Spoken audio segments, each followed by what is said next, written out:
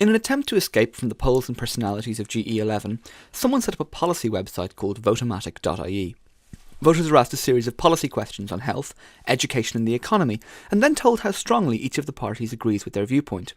As an experiment, I answered every question by ticking the box marked, "I have no opinion." According to my results, I should definitely vote Fianna Fáil.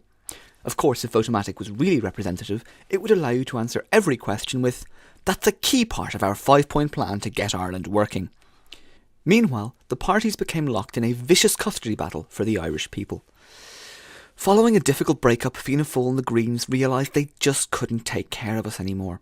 It's been a turbulent time for Fianna Fáil, going through a series of partners in an attempt to bring some stability to our young lives. Unfortunately, the tough love of the PDs, followed by the weak, well-meaning namby-pambying of the Greens, just didn't make things any better. Not to mention Fianna Fáil's abject failure to manage the family budget. Luckily for us, Grandpa Enda and Grandma Joan B stepped in to take care of us. Grandpa Enda seems kindly enough, but I wish to God he'd stop trying to sound hip, cool and down with the kids. "Grandpa, we don't want your creepy Valentine's cards. You can't even play Call of Duty. Stop pretending you understand Twitter. You're embarrassing us, okay? People are watching." Grandma Joan is very upset about the way we've been treated, and she keeps getting highly agitated and promising to take better care of us, but she's not actually letting us speak. Just when we thought things were looking up, Grandpa Enda and Grandma Joan started fighting each other. Grandma Joan wants to spoil us with goodies like free education, but Grandpa thinks we have to pay our debts and learn the real value of money so we can earn our way in the world. Personally, I am counting the days until we are old enough to emigrate. If you're still undecided, I always think it helps to imagine the political parties as major religions. Fianna Fáil are the Roman Catholic Church. For years we've put our faith in them, partly from conviction, partly from force of habit. But power corrupts, and they have failed abysmally in their duty of care. Now, they have put this new guy in charge, Archbishop Martin, who seems like a fairly decent guy. He's come out and apologised and talked about the need for renewal. But at the end of the day, he still represents an organisation which has done things a lot of us will find it very difficult to forgive. Fine Gael are more like the Church of Ireland, genteel, well-to-do, constantly reminding us how different they are from Roman Catholic Fianna Fáil.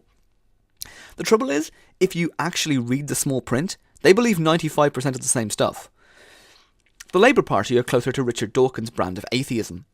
They continually insist they are the only people with a reasonable point of view, and they make some good arguments.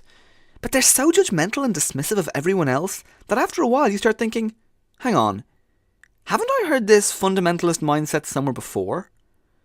Sinn Féin is the Irish political answer to radical Islam. Their angry, zealous rhetoric appeals directly to the poor and the disenfranchised, also to insecure middle-class teenagers trying to annoy their parents. Islamic Sinn Féin like to see themselves as proud warriors from a long line of martyrs fighting to crush Western imperialism.